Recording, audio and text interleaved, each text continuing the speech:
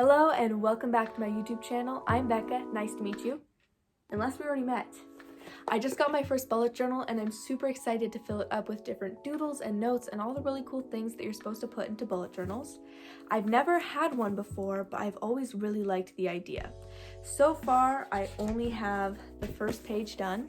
It's somewhat of an intro page and it has just a lot of cute doodles and things that I like on it.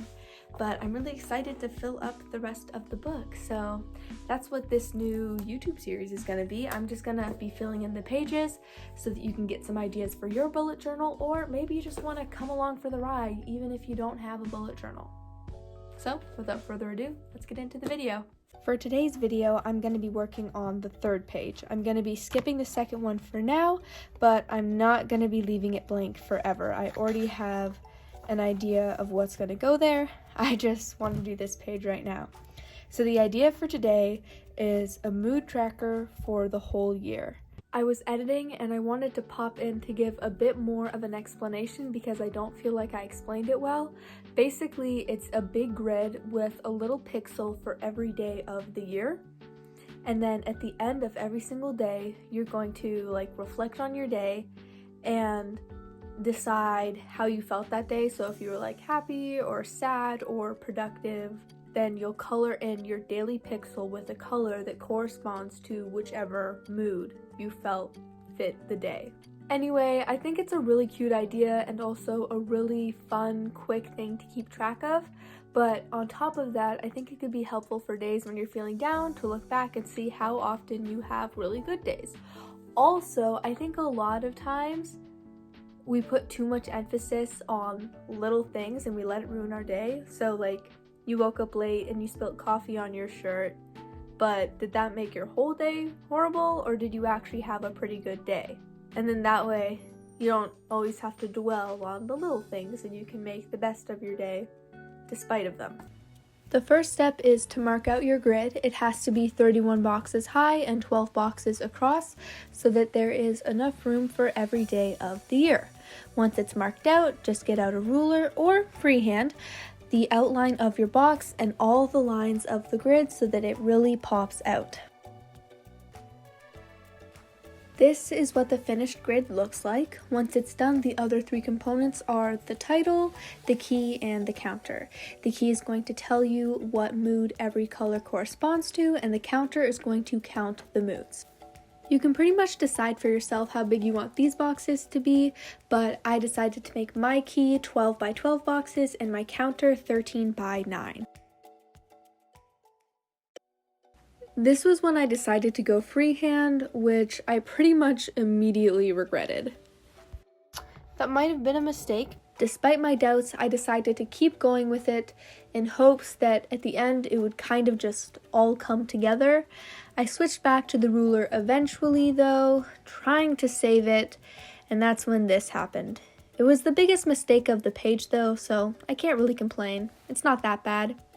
Now it's time for the fun part. I picked out 6 different colors for the different mood options and started filling them in on the key so that I could write their descriptors next to them.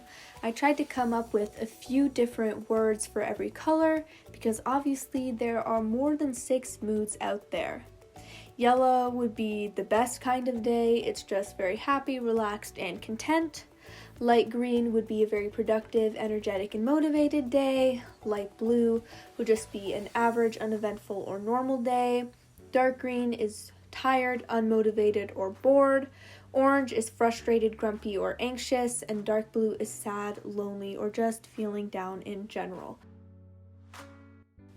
After that, I filled out the days of the month along the left-hand side of the grid, and then a letter corresponding to each month across the top.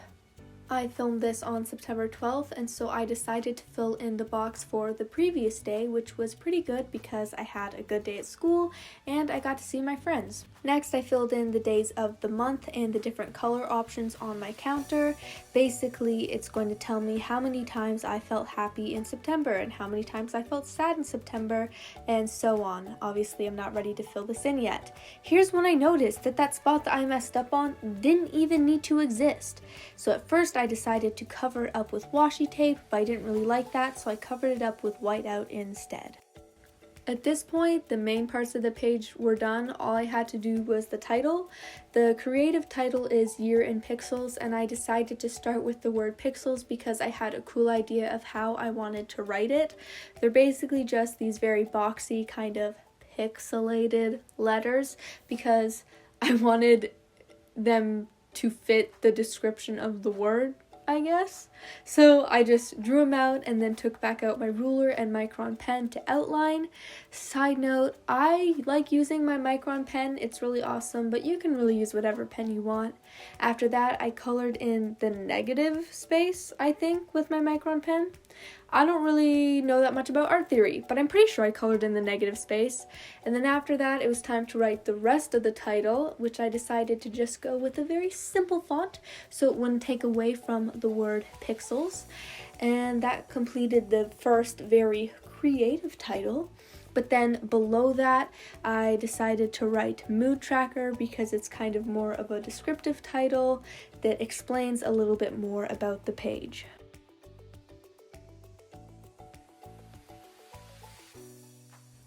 Conveniently, the color theme is made up of 6 different colors and the word pixels has 6 different letters in it. So I just colored in 1 letter with each of the colors, and I think it looks really cute that way.